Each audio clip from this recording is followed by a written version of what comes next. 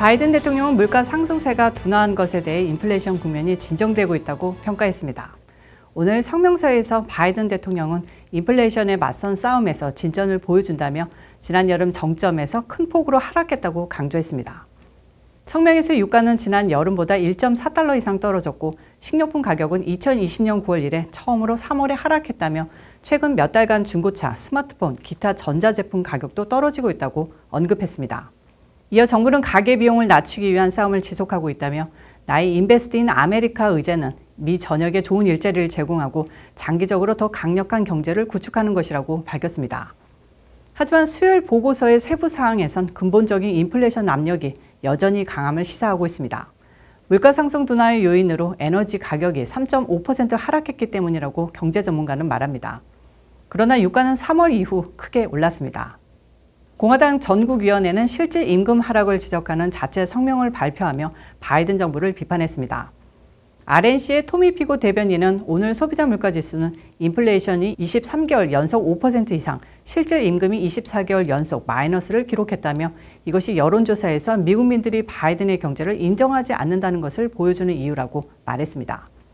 이에 바이든 대통령은 노인을 위한 정책과 제조업 활성화 등의 프로그램을 파기하려는 공화당의 제안에 강하게 비판했습니다. 인플레이션 영향으로 3월 소비자 물가 지수가 지난해 같은 달보다 5% 올랐다고 노동부가 밝혔습니다. 지난 2월 6%보다는 소폭 줄었습니다. 1년 전에 비해 휘발유 가격이 5% 정도 하락하면서 소비자 물가 지수 상승을 둔화시키는 주요 요인으로 꼽고 있습니다. 이외에도 가계에 큰 영향을 미치는 식료품 가격 중 계란 가격이 11% 하락하며 상승세가 꺾였습니다. 하지만 전체적 식료품 가격은 8.4% 오른 것으로 나타났습니다. 중고차 가격은 5개월 연속 하락세를 보였습니다. 변동성이 큰 에너지, 식품을 제외한 근원 CPI는 지난해 같은 달보다 5.6% 상승했습니다. 지난달 5.5%보다 0.1%포인트 오른 수치입니다. 이 수치는 12월 이후는 큰 변화가 없었는데요. 교통, 전기, 음식 및 주택 등으로 지난달 가격 인상에 큰 영향을 미친 것으로 조사됐습니다. 브라이트 MLS의 리사 스투르테반트 수석 이코노미스트는 인플레이션은 3월에 크게 떨어졌지만 여전히 연준이 찾고 있는 매직 넘버에는 미치지 못했다고 말했습니다. 주택 비용은 여전히 인플레이션의 주요 원인이며 CPI의 월간 증가에서 가장 큰 부분을 차지하고 있다고 언급했습니다. 내달 3월 연방준비제도 연방공개시장위원회 회의가 열립니다. 이날 연준은 금리 결정과 고용시장 동향에 주목할 것으로 전망되고 있는데요. 경제조사업체 TS 롬바드의 수석 이코노미스트 스티브 블리츠는 인플레이션 문제는 물가 자체로 풀 수 없고 고용시장의 과열이 식어야 물가가 안정될 수 있다고 언급했습니다.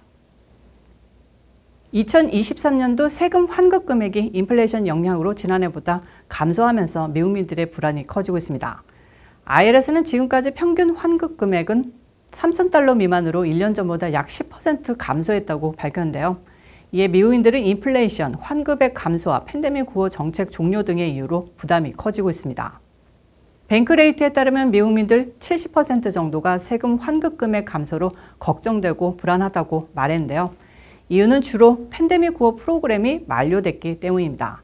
특히 코로나19 대유행 기간 동안 정부의 부양 정책과 PPP 대출을 받았던 사업주들에게 더욱 압박감을 받고 있습니다. 거기에 자녀 세금 공제의 환급금 또한 올해 큰 폭으로 줄어들었습니다.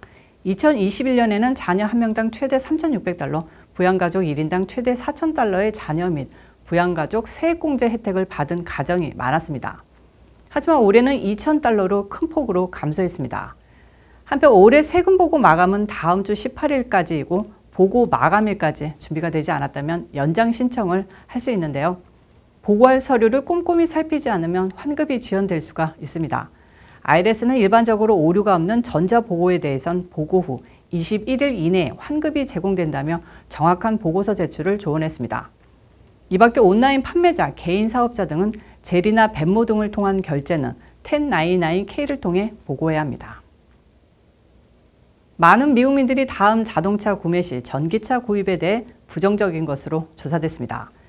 연방정부는 세액 공제 등 전기차 소비 진작에 나서고 있지만 정작 대다수의 소비자들이 전기차 교체에 대해 생각이 없는 것으로 나타났습니다.